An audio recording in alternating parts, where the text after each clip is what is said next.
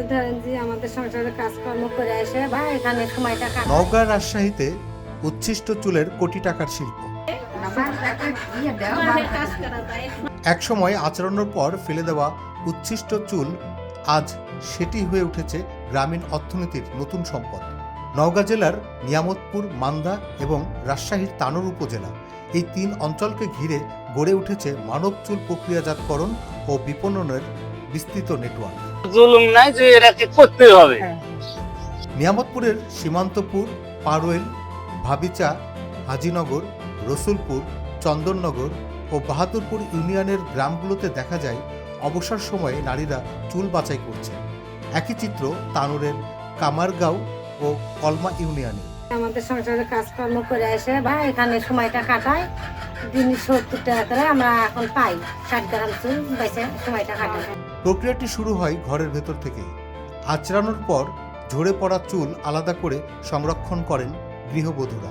ফেরিওয়ালারা বাড়ি বাড়ি ঘুরে সেই চুল সংগ্রহ করেন প্রায় 3500 টাকা কেজি দরে। এরপর ক্ষুদ্র কেন্দ্রে ধোয়া, শুকানো, জট ছাড়ানো ও দৈর্ঘ্য অনুযায়ী বাছাই। এরপর মানভেদে চুল ওঠে আঞ্চলিক বাজারে।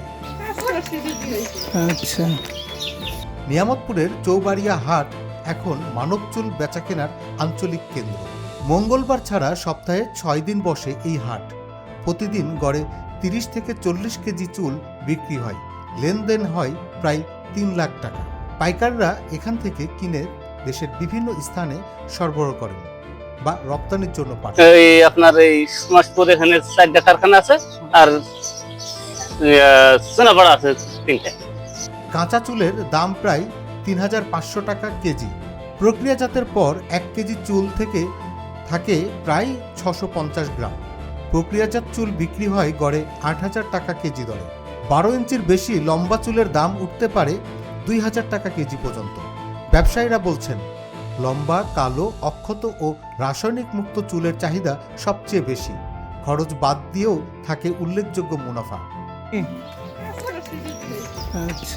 নারীদের কর্মসংস্থান, স্বাবলম্বিতার গল্প। এই শিল্পে প্রত্যক্ষ ও পরোক্ষভাবে যুক্ত কয়েক হাজার পরিবার, অধিকাংশই নিম্ন আয়ের নারী। 600 গ্রাম চুল বাছায়ে 60 টাকা, দিনে গড়ে 120 টাকা। সারাদিন বসে জট ছাড়েন ও মান অনুযায়ী বাছাই করেন।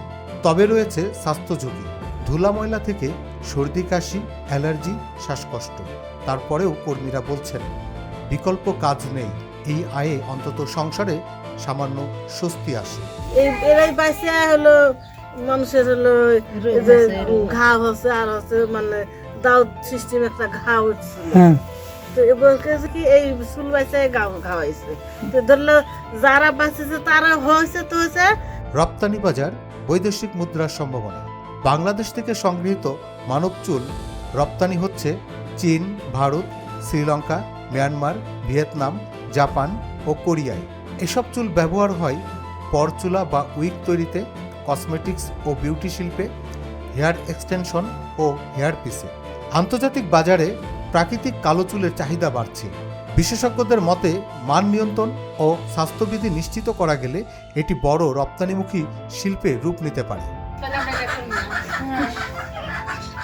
চ্যালেঞ্জ ও করণীয়: শ্রমিকদের স্বাস্থ্য সুরক্ষা, ন্যায্য মজুরি, সামাজিক নিরাপত্তা, আনুষ্ঠানিক নিবন্ধন ও শিল্প স্বীকৃতি, মধ্যস্বত্বভোগীদের দৌরাত্ম্য কমানো, প্রশিক্ষণ ও সহজ শর্তে ঋণের সুবিধার ব্যবস্থা করা। স্থানীয় জনপ্রতিনিধিরা বলছেন, সরকারি পৃষ্ঠপোষকতা পেলে এ খাত গ্রামীণ অর্থনীতিতে বড় অবদান রাখতে পারে। যে চুল একসময় ছিল উচ্ছিষ্ট, তা আজ হয়ে উঠেছে স্বাবলম্বীর প্রতীক।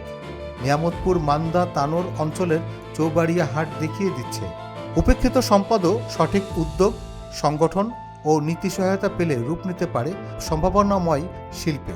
গ্রামের উঠোন থেকে বৈদেশিক বাজার। এই যাত্রা শুধু ব্যবসার নয়, এটি গ্রামীণ নারীর নতুন অর্থনৈতিক জাগরণের গল্প।